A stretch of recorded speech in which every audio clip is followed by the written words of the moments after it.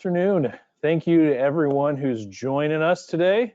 I'm Steve Stallard, and I'm joined with a familiar voice and sometimes face, George Privateer. Let me out from behind the camera today. That's right. So this is what happens when Carly's not here. Yeah, Carly is not joining us today, so she is MIA. If anybody's seen her, please let us know. This is like when you have one of those guest hosts on one of the morning shows. You're like, Yeah. oh, this could be really cool. And then about 5 minutes in, you're like, no, we want the regular host back. Loses its luster. We're here today to talk about heat transfer, Steve, aren't we? Yeah, so today we're going to talk about just common mistakes to avoid with heat transfer. We're going to jump into this. We're going to ask you some poll questions like we normally do, do some house cleaning, and then jump right into this. We want this to be interactive. Of course, I've got enough time material here to fill up an hour, and hopefully you guys have some questions, and George and I will do the best to our ability. We've got our team in the background answering questions. Carly is actually here. I was joking. She is taking questions, so we'll go ahead and get started. Yep, and we'll have some of your questions live too, so make sure you ask those. We'll got the laptop here. We'll be able to ask those and get those answered for you. Yep. So a couple of housekeeping items for, whoa, see? Already a rookie mistake. I scrolled too far. See, I'm glad I'm not the only one. A couple of housekeeping items. If you are joining the webinar and you're having trouble hearing through the computer audio, we encourage you to dial in. You can find that under the audio section on the right-hand side. It'll give you the phone number to dial in. Occasionally, some folks have trouble with the computer audio. We understand that. The phone works great, so go with that if you want to. And again, ask the question. So you'll see a questions part on the right-hand side. Just go ahead and type those in. We'll try and answer some live here. We'll also have our team, Carly, Grace, and everybody else in the background. We're going to be answering those as well. So let's take a look. It's poll time, Steve. We have poll questions. Times. Let's Okay. launch those. If everybody could take a minute to answer these, this just helps us understand who is our audience here today and what you're looking for. So this first one is, do you currently own a white toner heat transfer printer? And you guys are firing away. We got about a 50% of you. Keep it going. I'd really like to see 90 to 100%. It never happens, but maybe you'll blow me away today. Wow, so 63% of you right now, by a wide margin, do not have a heat transfer printer, but are looking to purchase one. Keep it going. That is interesting. That is interesting. So you're going to be able to find a lot of tips and tricks today. Yeah. I think it'll give you a good flavor of what heat transfer brings to full color personalization, particularly if you've done sublimation and that sort of thing. You're going to see a lot of similarities. And yeah, absolutely. So we're about 77%. We'll go ahead and launch the next poll. Okay, thank you for answering that. Let's go with our second one here, which is, have you visited our virtual trade show site? The address is on there. So, you know, with trade shows still being in limbo, it's a great place to go on, get some information on the equipment. The videos are tied to that. We can also schedule virtual demos for you and go over the printer and the process and anything you want to know. Carly and I are here to help with all your heat transfer questions. So about 20% of you have looked at the virtual trade show. The address is on there. Be sure to stop by that and take a look, or email us if you have questions on where to find it if you have any issues.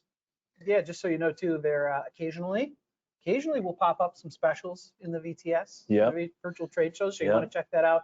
Free download files, there's design files, all sorts of cool stuff there. So about 80% of you have not seen that yet. Okay. And then last one. Yep. I guess my last question is kind of not redundant, but it's asking whether, if you have a white toner heat transfer printer, what are you using it on? Those of you that don't have one, still answer this. What do you want to purchase your heat transfer for? What are you planning on using it on? So let's say this webinar convinces you to buy one. What's the main item you're going to look at here? So overwhelmingly, it's garments, which is usually the case.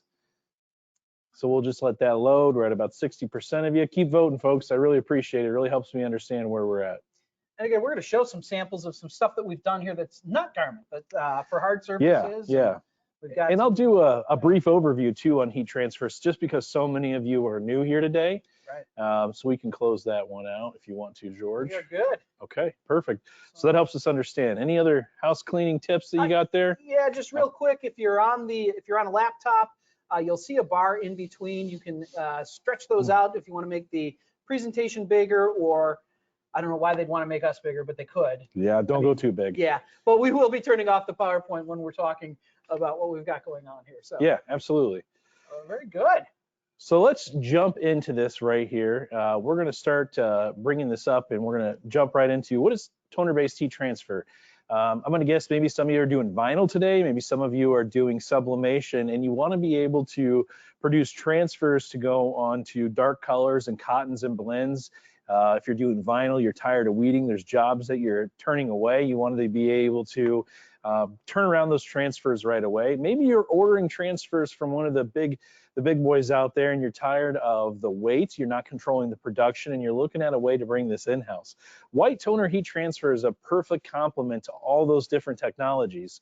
Not saying that you even do away with those technologies, and many times you don't. It is a complement to those technologies, and it gives you the ability to have full color, on-demand transfer printing on garments and hard surfaces, okay? So we're gonna talk about that today. We carry a full line of the iColor products with the heat transfer printers. We even have some great deals on some of the Oki models that on the website. So if you're looking at that today, we can help you with those. iColor also just recently launched their iColor ProRip upgrade for Okis, and several of you have bought that recently, which gives you that functionality of an iColor printer on an Oki model. And even if you have an existing one today and you're using the Catalink RIP or the old Forever RIP, and you want to look into the iColor ProRip upgrade, if we have some time here, we'll fire that up on the screen and talk about some of the benefits with that. But we can help you. So let's jump right into this. So when you're buying your toner-based heat transfer printer, most likely, overwhelmingly, a lot of you are looking at it for garments. And as you start looking at this, there's a whole plethora of papers that are out there. And some of the common mistakes are buying the wrong paper. As you look at, George, maybe you can bring up the website if it's easy enough to do. I can, while you're yapping, I'll pull it up. Oh, by the way, real quick, we did have one quick question. Somebody asked about the PowerPoint, and well, I'm going way too far now. The mouse is clicked away. We will be sending out the PowerPoint afterwards, so don't. Somebody asked if they had to take screenshots of the PowerPoint. Don't worry about it. We'll send you that. And afterwards. keep in mind, I didn't type up all this stuff into a PowerPoint. I think sometimes I tend to lose folks when we have too much PowerPoint. So a lot of this is going to be me talking. You'd be better off to download it or just take notes. And if you have questions, my contact information is up there, and so is Carly. Just reach out to us or call into customer service and say, hey, I want to talk to Steve or Carly about heat transfer, and we'll help you. Okay. Give me a second here, Steve. I get the website up for you. That's okay. They're not seeing any of me clicking around here, so. That's okay. So what George is going to bring up here is one of the things is common mistakes is just the process of learning what papers to do. When we sell you a printer, we're going to make sure you get everything that you need to get started with. And a lot of our bundles, we just rolled out some bundles with the iColor 550. And we're going to be doing that across the board on all our printers, but we're going to make sure you get paper to get started with. We have different bundles available for garments, and then a bundle with garments and hard surface items. But what we've done is we've packaged that with the most common papers and then sample papers. But a common mistake is trying to jump in and learn every single piece of paper at once. That's something you don't want to do. We're going to start you up with the standard paper to try and master. That's going to work for probably 95% of all things that you're doing. Based outside of like a hard surface item, okay? Within this past year, iColor's introduced the iColor Select and the iColor Select Bright. They also have the Premium Stretch, and we've brought on some of those. We set you up with the standard paper to learn. That's a good place to start. As you go and learn this and you've mastered this process, there is a learning curve with every piece of technology. So you want to set the right expectations as you're learning this. And the right expectation is don't take on jobs before you've got the printer and you've learned it.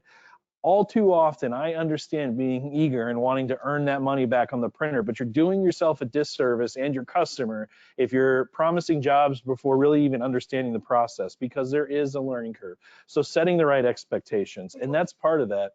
Just type in iColor two-step standard and we'll bring up the paper comparison guide on downloads. Gotcha.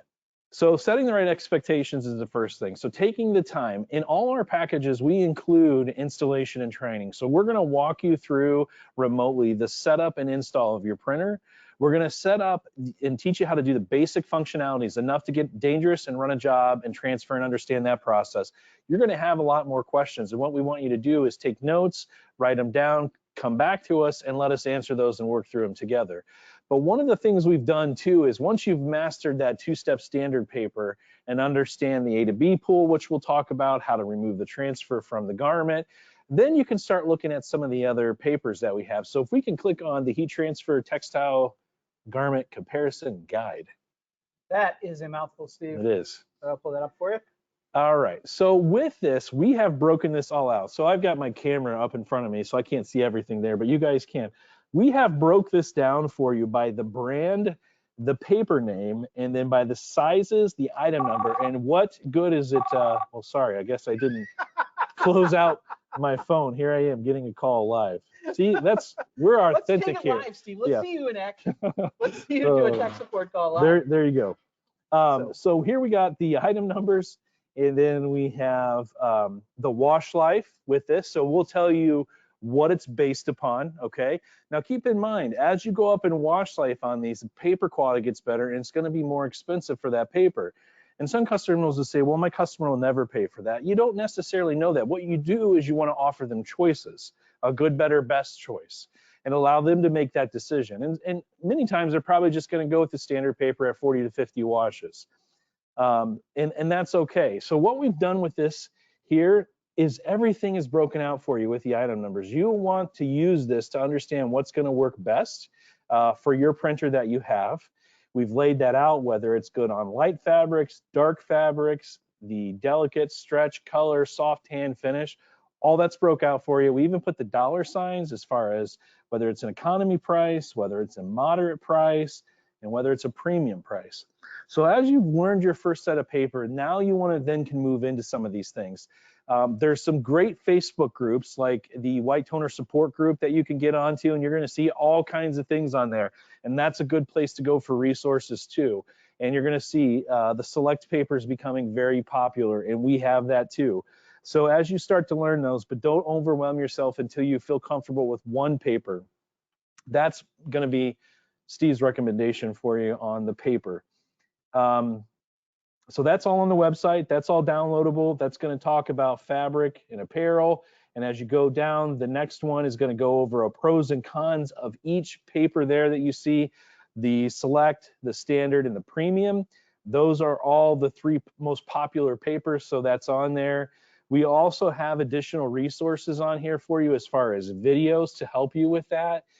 We are trying to really help you with a lot of self-serve that you could just pop on, watch the videos, then see if you have questions after you've tried it, and give us a call if you can't figure it out from there. Okay, so that's there and there for you to reference. So you want to stick with that. Call us with any questions, but that's where you're going to want to go. Also, when you first get into this, we get a lot of questions about proper storage of paper, and that's important, especially as depending on the climate that you're in, with the season changes from winter to summer, from extreme high humidity to drier winter conditions. Let's talk about paper storage. So before that, do you have questions? No, we're waiting here to get some questions, but okay. When they pop up, yeah, just let us know. We'll ask them here live. Okay. So let's. Great. Ask questions. So if you have anything pressing that you want to know, just fire away so I can answer them for you. Paper storage. So let's talk about that. One of the things, humidity on any type of technology, especially within sublimation, heat transfer, any of those type can rain havoc. So when you're taking your paper, you want to make sure your printer and your paper are in a temperature and humidity controlled environment. I'm not saying that you have to have any special equipment for that, but you don't want it out in a barn or garage where it's not heated or cooled. The other part of it is, you want to make sure you're at a steady, even consistency. Make sure you leave it in the box. Make sure you leave it in the plastic sleeves until you're ready to take that out for your glue sheets. Sometimes before that you have, if you have a high humidity in the summer, putting your glue sheet underneath your press and letting that draw out some of that moisture can be a good tip or trick. The one thing with heat transfer is it's not an exact science, okay? We give you tech tips. iColor has come up with all these tech tips that they send out with everything, and there is so much information here. And 9 times out of 10, this is gonna be enough for you, but sometimes you have to do something a little bit different. But this is a guide to start at, and it's going to take a learning curve, and there's going to be things that you might do just slightly different because you find out that it works better for you and for the type of garment or hard surface that you're going on. So that's another part of it. So making sure you keep your paper stored properly is going to save you a lot of headache. And then when you do have high humidity or low humidity, making sure that your pages aren't sticking together if it's low humidity. Your two-step standard sheets, they are like this one I have here. This transfer style, you have a coated side, a dull side, and a shiny side. In a drier time of the year, like winter, these tend to stick together. You want to fan these before you put them in your printer, okay? That's important to know because they will tend to stick and then your printer will jam as you go to run your print job. And then the next thing you know, you hear it beeping and you're wondering what the heck's going on, and it keeps doing it, and you're thinking all it is is a little bit of excess static. Fanning those helps separate those pages. Okay, question, Grace, fire away. Yes, we do have a question. So one came in that's asking, can you use the iColor paper if they have an Oki printer? Yes, absolutely. So can you use the iColor? Because I don't know if Grace's mic was popping up. Can we hear that? Everybody hear it? I think so. Okay, I think that's so. all right. Let me check you real quick. Just making sure. The question was, can we use the iColor paper in an Oki printer? Yes, absolutely you can. There's no issues with that. One of the things that will make your life easier if you have an older RIP is if you upgrade to the iColor Pro RIP. It has the paper profiles already built in. You want to follow the general guidelines within the tech tips to help you understand what you want to run that at as far as the settings within the RIP. But you're going to be able to do that very easily if you have the RIP. But yes, these papers can be used in the Oki printers, no problems. If you have questions and can't quite figure out the settings, we can help guide you in that direction. Steve, we had another question. Customer was asking, can this paper and ink be run through a regular color laser printer like a Canon? Good question. So there are some of the heat transfer printers papers that you can use in a standard laser printer. They would be the iColor Presto paper, which is a solid color already. George, I don't know if you can bring that up on the web very easy if I'm throwing too much stuff at you at one time. Oh, well, you know, I'm good. Hang on, what are we doing? Or the Forever paper of the same version will have the ability to do that. It's a solid color. It's still a two-step paper. So it would be like neon orange, neon green, metallics, silver, gold. And so those can be run through a standard laser printer. What the white toner printers do and what you need to be careful of, and the reason that they don't just work in any laser printers is that these papers have been spec'd around these printers, okay? We know for sure that they'll work. They have the ability to address the temperatures of the fusers and how fast it runs through that. And so those profiles and all that's been built in. And then the biggest thing is that it has white. There's not a lot of printers that have white toner. You have heard of ghost white toner, which is an option. All that is a HP laser that you're running it set through one way, dropping in the white and running in another. But the problem with the ghost white toner is it's super inexpensive to get started with, but it's a lot of extra work because then what you run into is registration issues, and then you're not getting a good print. You've wasted a transfer. If you could just bring up the Presto, just type in Presto on there, that should pop right up. As soon as our keyboard registers. Yeah, we're a little too far away from the computer. It'll get there. It'll come up here in a second. That's okay. Grace, go ahead. We'll get back to that as soon as our computer cooperates. Perfect. And I did confirm that people can indeed hear me. Oh, good. Okay. So we're getting questions about the humidity and what level humidity your paper should be stored at. You know, I try to keep everything within probably the 50 to 60% humidity range. You know, I know it's probably in some areas going to want to go over 70, and then you might want to get a dehumidifier. Really just kind of test and see. If you're having issues, you might need to see where your humidity is at, and we can kind of guide and direct you in that. Sometimes even 45 to 50, that's harder to achieve in the summertime. So, but if you're having issues, give us a call. But that kind of mid-range would be where you want to be. Not too high, definitely not in the 80s, and not too low, like in the 30s and low 40s. Probably that 50 to 60% humidity range would probably be ideal for you to stay at. Our keyboard's not cooperating with us, but that's okay. But we can help you. Technology. We can help you, and with that Presto paper, and we can. But there are some that are designed to be run through a regular laser. Keep in mind, it's already going to be the solid color of the paper. So it's not something you're going to do full color on. So if you buy a metallic Presto paper, that's the color it's going to print out. So what you see here, here's a perfect example. I almost forgot this was sitting to me. This is like the Presto paper. This is a gold Presto. So this could be run on a regular laser printer through the bypass tray and press. Now we ran it on the white toner printers, but this is just a solid color. So there is that ability. Yep, so we're going to bring this up here. George will. You know, sometimes you just have to go get a good old-fashioned wired keyboard. And that's how we're going to make this work. And we're going to show you here the Presto A. Yeah. And we have a sample pack available too. If you scroll down, you should see the colors that we have available there. All right, so see all those awesome colors? That is the color that your print will be when it comes out. Again, you can run those if you have a white toner printer today. You can run those in a standard laser printer. Okay, and so within the tech tips of the box, we'll tell you exactly how to run those papers. It is a two-step process. You have an A sheet, which is what you print to. You're going to have a glossy side, which is going to be what's going to be printed on or facing on the garment. And the dull side is what you're actually going to print to. Then you're going to press an adhesive backer to that, just like you do with the standard paper. Hot peel that away, press it to the shirt. And then what's left when you peel that away is only what you printed. It's all a self-weeding process, okay? So a lot there. Questions, let us know and we can answer more on that. Steve, we had a really good question here about when you're peeling, when you're using the two-step paper and you're peeling. They were saying that sometimes their transfer isn't sticking all the time to their shirt. Wanted to know if you could give a tip about when you're peeling. Yep. So let me grab I did a lot of a process here. I've got a shirt here handy that I did a pre-press on. So a couple things. Sometimes, you know, there's a range of temperatures that you can go in. The biggest error that I see when you're learning this process is not fully letting the shirt cool, okay, or the transfer cool. That's going to be the first thing where you start to notice when you peel, it doesn't release and it starts to come up. You can stop immediately. Take that back to your press. So it's going to be, you need to increase your temperature a little bit. So sometimes I run certain things at 285, but then what I'm doing on the standard paper, I'm doing it at 310 for 120 seconds. So you might just need to put it back in and press it again at a little higher temp for the 30 seconds to the garment.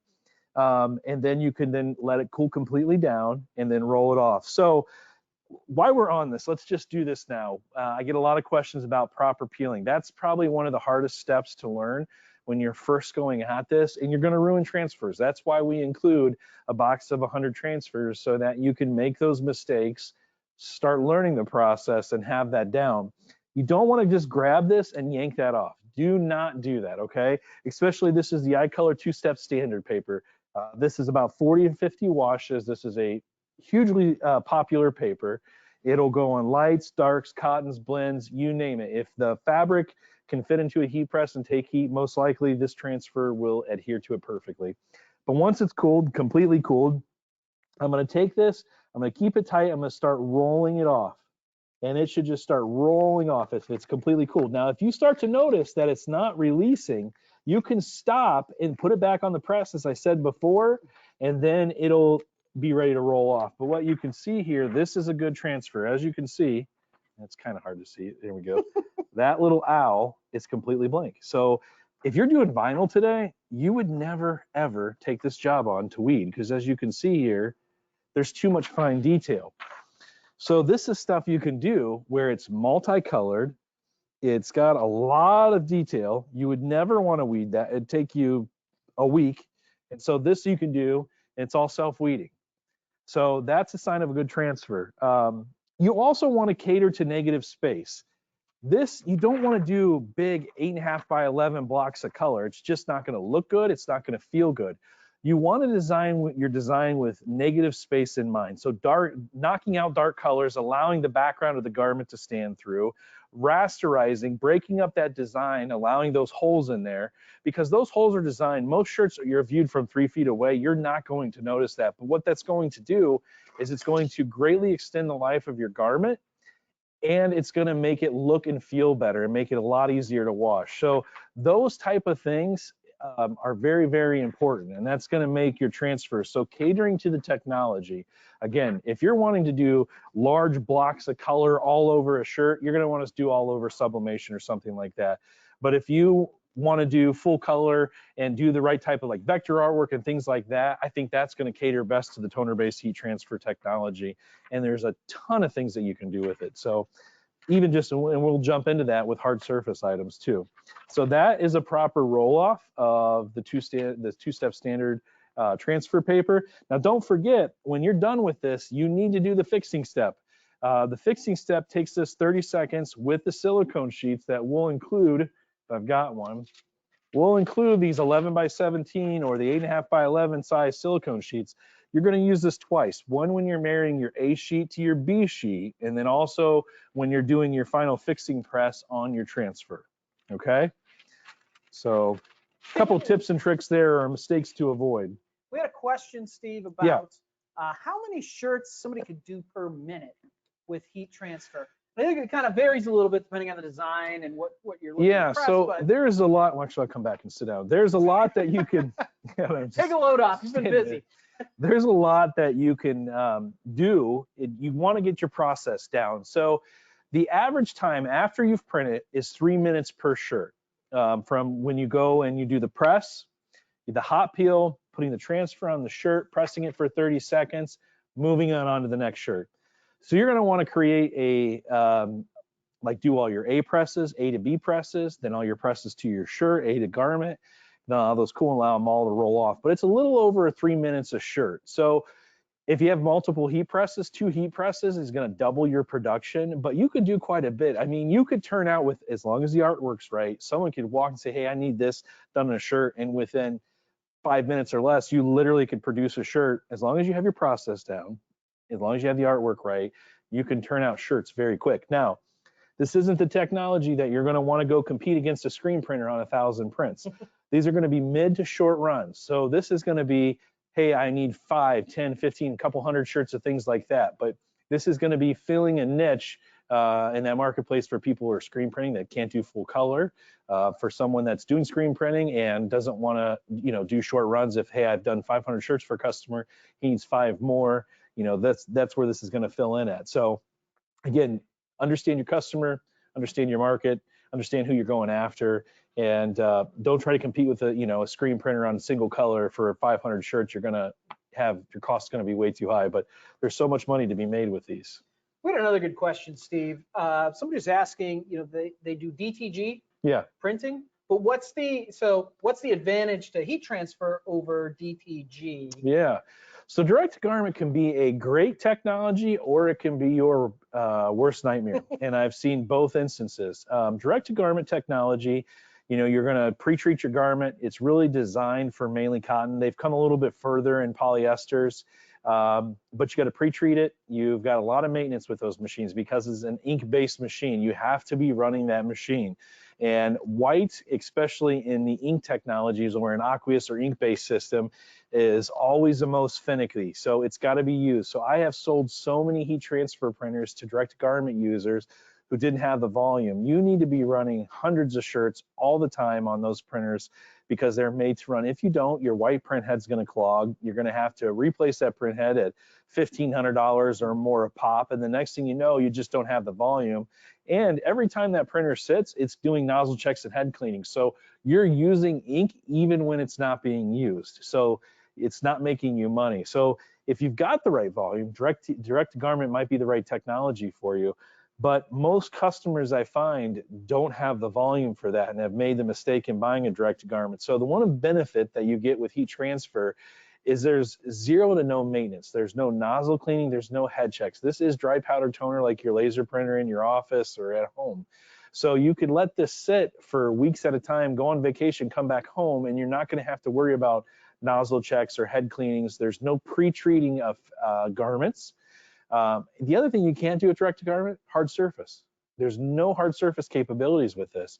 So if I want to do a t-shirt, but then throw a design on a piece of wood or another type of hard surface, we just released a video that I did hard surface on acrylic, and I did a wedding invitation. DTG is not going to get that for you. So you're opening yourself with toner-based heat transfer to a whole other marketplace that your customer most likely is buying. Now, again, sublimation might make sense in some of those hard surface. It's about knowing the application. So sublimation is very durable, where heat transfer is a product that's going to sit on top of it. But if it's an uncoated item, there's no special coating needed with the heat transfer, so it can go on anything. This here, this piece of wood George just held up is our Color Shop woods.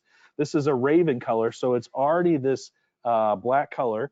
We added this white on top of that. That's not a sublimatable item. You know, there's no white with sublimation, so you wouldn't be able to do white. So things like this you can do with your heat transfer printer that you could not do with your sublimation, or you wouldn't be able to do with your direct to garment printer. You could get a similar look to this with sublimation, but you'd be printing all of the black and the gray. Yes, that's correct. But if you had that product that wasn't sublimatable and you really wanted to put that on there, because this is from our laser line, you could literally take that and put a heat transfer on and have full color. Yep, and this was laser cut out on this material. So you have a laser, it's a great technology to go with that as well. Yep. And while we're on hard surface products, again, there's so much we can talk about with heat transfer, and I'm just trying to keep in my mind, stick with the theme of the webinar. One mistake that you want to avoid with doing hard surface is not testing. I'm going to say this: test, test, test, and then test again. Not all things from a hard surface standpoint are created equal. You want to make sure that that application is going to work and adhere appropriately, and then that you like the end result. So don't overpromise and underdeliver to your customers. Make sure, if we can help get you some samples that you try and you press yourself. You know, we've got a lot of products that we sell to that you can heat transfer onto. But with the hard surface, it can go on wood, metal, ceramic, glass. You can do all those type of things. You just want to make sure that you're going to like the end result and you're not going to have any weird things happen. Grace, go ahead. Yes, we got a question. So is the feel of the transfer after it's applied more like a vinyl or a sublimation feel? Well, definitely not like sublimation, because sublimation is virtually going to have no hand, because sublimation is in the fabric of the garment and you don't feel that. It feels just like you're touching the fabric without anything. It's not as heavy as a hand as vinyl.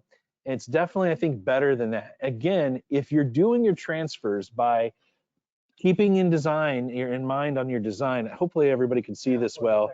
That's an example. Like, you want to break it up and allow for negative space, because when you do, that's going to have virtually no hand to it. So if I did a big 8.5 by 11 block of color, that's not going to feel as good as what that does. So allowing the background of the shirt to stand through, and in that case, it has less of a hand than vinyl. But you won't get a better hand than sublimation, because it doesn't feel like anything. It just feels like the fabric. This is going to get you pretty darn close, where it's just really hard to tell that it's there when you gloss your hand over it. So all in your design. Great. Steve, we have another question. Okay. So we have a customer wondering, can they do, I think, a similar design as what's on that wood piece in front of George? Yes.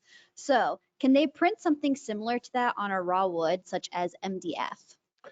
Yeah, I mean, you could. One of the things you're going to want to do too is with that is test it. You're going to want to, the smoother the surface, the better, because where there's any imperfections in the wood, the transfer is not going to adhere. So it's going to give it more of a vintage effect. We used to have in here a really good example of that.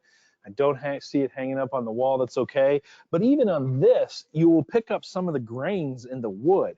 So keep that in mind. You're going to want to make sure it has a very smooth surface, doing a pre-press on those and getting out as much moisture on that as possible, and then just testing it out to see what you like. For my favorite paper for the hard surface is either the JPP hard surface paper or the iColor Premium one-step paper. Those are the best hard surface papers. They work really well. So this is good to have. We've got a couple things Grace is grabbing that we have in our line, but you can't really see it here. Maybe I'll do a close-up here so you can see. Yeah, those are close. Yeah, okay. So with this, let's see if everybody can see this. There's some spots there where it looks a little lighter. That's where the grain of the wood is. So if you've got a really grainy wood, you're going to have more of a vintage look, is the best way I could describe it. This is a product that has a very smooth surface. So then this is part of our home decor line. This here is going to look really good because it's a printed, is the best way I can describe it, wood feel. That's not a actual wood grain, and then you get the solid color. So keep that in mind based upon the surface of the substrate you're going on can change how your transfer looks. And to answer the question from the customer, that piece that Steve was showing you with the key holes, the key hooks on it, is essentially a piece of a type of a MDF. It's a pressed board with a printed backer on it, Yeah. and then heat transferred the color on there. So yeah, I guess as long as it can go in your heat press, right? The rule of thumb with heat transfer, as long as the product can take heat, Right. and you can fit it in a press, most likely it's going to adhere to it. But whether you like it and what the end result is, as far as what you're after to achieve, is something you're going to have to test and see. But you can put a transfer just about on anything. The long and the short of it. One of the questions we had earlier, and I wanted to get to this, Steve, because it's a really good one, because we talk about with white overprint and underprint and what the difference is, and somebody was having a little bit trouble kind of determining what you mean by overprint and underprint with the white. And Yeah. Because they'll see that in some of the videos that we've done and some of our other webinars. If you go back and watch those, you're hear about overprint and underprint. Yeah, so overprint is what you're going to be looking at as far as just doing your standard garments. Underprinting a white is not for garment printing or anything like that. It would be like if you're using it based upon, what do I want to say, window clings, something like that. Okay. That's where it would change, or like a right reading application. But for your printing of your garments, you're going to want to stay with that, and it'll only change when you use that type of paper. But for garment printing, just stay with the standard configuration on your printer, and that won't affect anything. So. Great. So we have any other questions at the moment? Are we good? Oh. No, you're good. I just want to talk through the mic. This is my first time. I love it. You're doing very good. Perfect. Matter of fact, I'm probably out of a job. So. Good. Okay. What else do we have to cover here? Did you want to show? I know we had the heat press setup, Steve. Yeah. So again, talking about mistakes to avoid here, I'm gonna talk about the A to B press. That's where everybody struggles up at front with this. So what I'm gonna do is I'm gonna show you this. I got this pre-printed. I got my heat press warmed up. I'm using a Stahl's Fusion IQ. I love this heat press. It's a great heat press. I've got this pre-programmed from the iColor standard 2-step paper, so I know right away that I turn this on, I select that paper type, it's automatically going to go to those settings. This is a 16 by 20 heat press. It's a swing away or a drawer pull out. The drawer pull out's the most popular option here with this. So basically, I've got my grid size, my grid pattern here, okay? So you never run this through your printer, and that's not the side that you put the transfer to, okay? You're gonna take the white side and you're gonna take it to the dull side that you have printed on. So with this dull side of this 2-step paper, I'm all getting backwards here. Here, you're in front of the press. You're gonna go here where you can see that. Maybe George can hold it for me. Yeah. You're gonna print to the dull side there. Yep. See how this side's got a bit of a gloss to it? Yep. And this side's got the matte side. That's the one that you wanna put to the grid paper. So then I'm gonna take this and I'm gonna take the 2-step paper, the dull side, apply it to the glue sheet here. I'm gonna take this on the heat press. I don't put a Teflon cover on my heat press. I keep my bottom platen like this because sometimes Teflon can leave a pattern within the transfer. So I'll just take this like this. I've got my dull side to the white side, okay?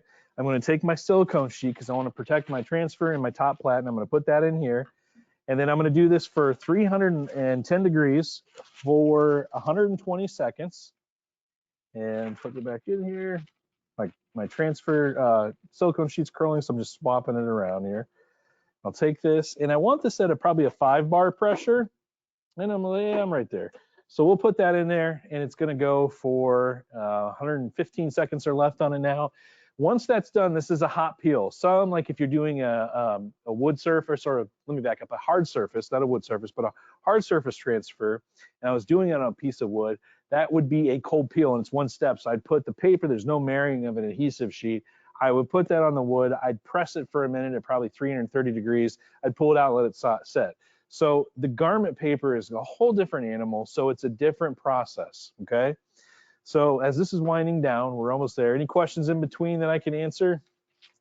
fill some dead space. So this is really the difference between heat transfer and sublimation, is this two-step process for Yeah. a lot of what you're doing. Right. Yep. But this is where you get that detail and the Yep. white. Yep. So, oh, Grace has got a question for us, Steve. Yes. So we have someone asking, the process that you're doing now, is it only for dark colored shirts? No, it's based upon the process of the paper, because it's a two-step paper. This paper can be used on light and dark garments.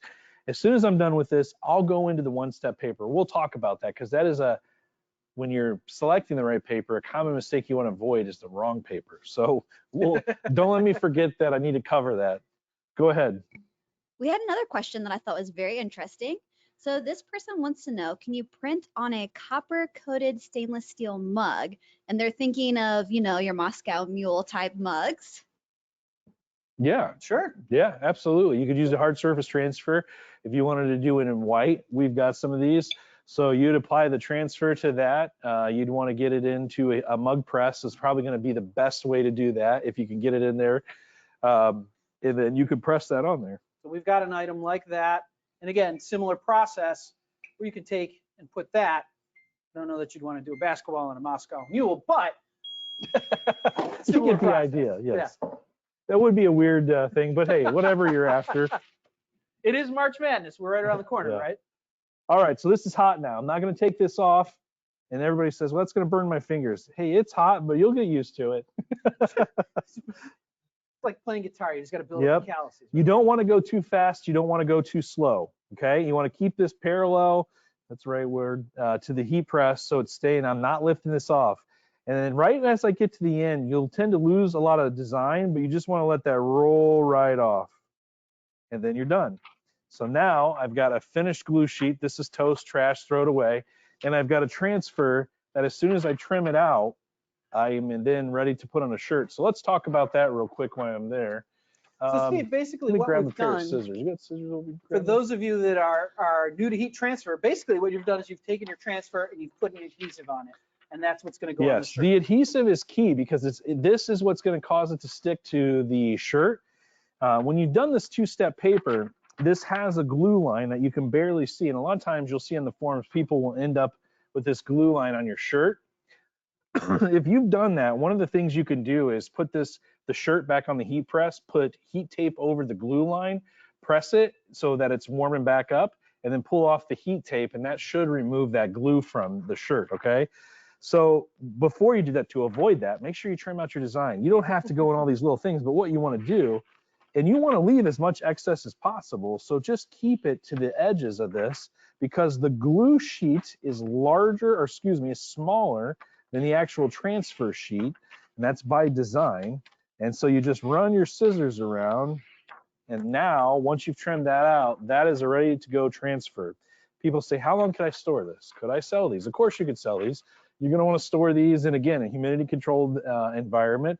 You can put them right in a file folder. When we used to have trade shows, we would always pre-print transfers just in case that by the time we got to the trade show, the shipping company, didn't drop a forklift on our printer and we showed up, it wasn't working right. So we'd always have transfers to be able to do demos for you. So, you can print these ahead of time. They don't have like a shelf life, or, you don't want to keep them for 5 years and hope that it's going to be the same result. But let's say you're going to an event, when we have events again, or maybe you're already having events, and you want to have transfers ready to where you're not doing the whole process there. You've got A's and B's done.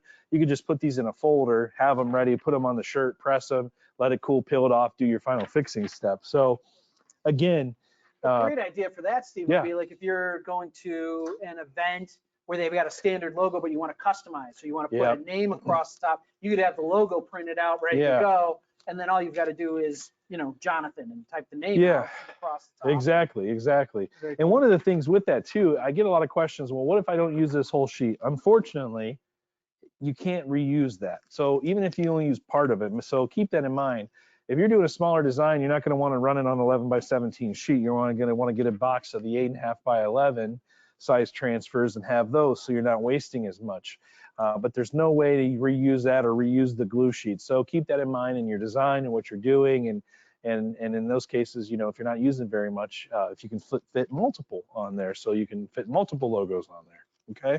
And with our RIP software, it makes it very, very easy to throw in one design, and then it can multiply that across so that you don't have to try and lay that out within your design software. Okay. So, and I know you're going to show this process. Are you going to press assure here, Steve? Or I pressed it already with that one I had. Gotcha. Yep. So it's done. I could show the final press if you want to do that. I'm going to give a plug too, that we've got videos that show this process, the two-step process, on our YouTube channel. So if you go to YouTube, just look up Johnson Plastics Plus. And I know you and Carly did a wonderful webinar a couple months ago on heat transfer, so it's available there too. And it'll walk you through everything you needed to get started with heat transfer for different. I think we did one for hard surfaces and one for garments too. So check that out. We've got tons of things that we can help you with, resources, but just keep in mind as you're learning this, you're going to make mistakes, and we'll help guide you through it. But again, just some key things there. Any other questions we want to answer? No, I think you've covered all of them. Okay, let's just make sure. Is there anything I missed on my list here that we need to cover as far as and you back here, Steve. Oh, did I? Oh yeah. No. I want to put you front and center, or as close to front and center as possible. That's close enough. I'm just checking to make sure we're good. I think we've covered everything. And again, if you've got some questions, we'll still be here for a few minutes after the webinar is done. So we'll get those answered for you. Oh, one thing I want to talk about. Okay. See, I knew I wanted to look at this. Lastly here, okay? Everybody asks about wash life. The two-step paper on that paper guide, it's going to show you that. But proper washing is key. Set the right expectations for your customer. When you're washing these, a lot of them you want to wash inside out, cold water. Hang dry would be ideal, but no one does that. So you're going to want to low dry or delicate dry. If you wash these hot, or the customers wash these hot and dry them hot, they're going to crack. Screen print's going to crack. I mean, it does not matter. Most technologies are going to crack if you're washing it wrong. So provide those wash instructions so that if someone does do that, that's on them and not on you, and you are clear on how to wash that. So each ones are rated one-step papers. I almost forgot about that. One-step papers for light garments are not something it has a very limited wash life, 10 to 20 washes, if that. You're going to want to use one-step papers for light colors, for the situations as like a promotional item or something where they're not going to be wearing the garment multiple times, a kid's birthday party, a fun run, something like that. So the standard two-step paper is going to be your go-to paper most of the time, except in those rare cases on a garment on the one-step, where if it's a light colored and they're looking for down and dirty, inexpensive, and it's not going to be worn multiple times, you can get away with that. So just wanted to touch on that before I forgot. It's a great point. We know a lot of people who use the one step for events, like an event staff or something like that, where they're going to wear it for once or twice and then be done with it. It's a great economical choice. But like you said, if you really want to do something that's going to last, you want to use at least the the standard two-step. So we're good? We are good. Just a couple items that you see here today, right there. I'll plug here at the end, like the tote bag. You saw in the PowerPoints, we've got that. George probably already mentioned it. Drinkware items. Yep, we've got our frosted mason jar. And again, this is glass, so it's really nice. Again, you can heat transfer to this. We've got a mug press. We'll plug the JP54 or JP50 mug press. Yep, JP450. What did I say? Yeah, you probably said it. Carly, we miss you. Come back. And again, this is the what George says. The Color Shop Woods Raven product together. This is laserable, so this was laser cut out. Yep. Grace, you got something for us? Yes, I just want to make sure that Steve is indeed sharing the PowerPoint, because I think we may not be able to see it. Oh, nope, I haven't flipped it back on yet. Okay. Keep in mind too, as we close here, JP bucks are earned on every printer. So if you buy a printer, you're going to get those JP bucks, and they're generous to use on a next order for paper, substrates, toner. We have some great bundles. If you're looking into a printer, give us a call. We have financing available through several of our partners. We've got some great bundle packages. We've got printers in stock. Give Carly and I a call. We'll help you figure out what the right printer is. And if you need financing, we'll get you financed too. So again, everybody, thank you very much. If I miss anything, interrupt me, George. Contact information is there. And we appreciate your time today, as always. And if we missed anything or you want more, just reach out. And I'm gonna brag on you for a second, you and Carly, because you guys are great. If you have questions, they're not gonna do it themselves, but I'll plug them. They will help you email, phone. give them a call, send them an email. They'll be able to help you out. You know, they want to make sure you get Yeah. the most out of your equipment. So that's Yep. what we're here to do. So, Yeah, thank you, everyone. And hey, have a great day. Yeah. Great rest of the week. Yes, and happy International Women's Day. Thank you all for coming to our webinar today. Yep, Appreciate thank it. you.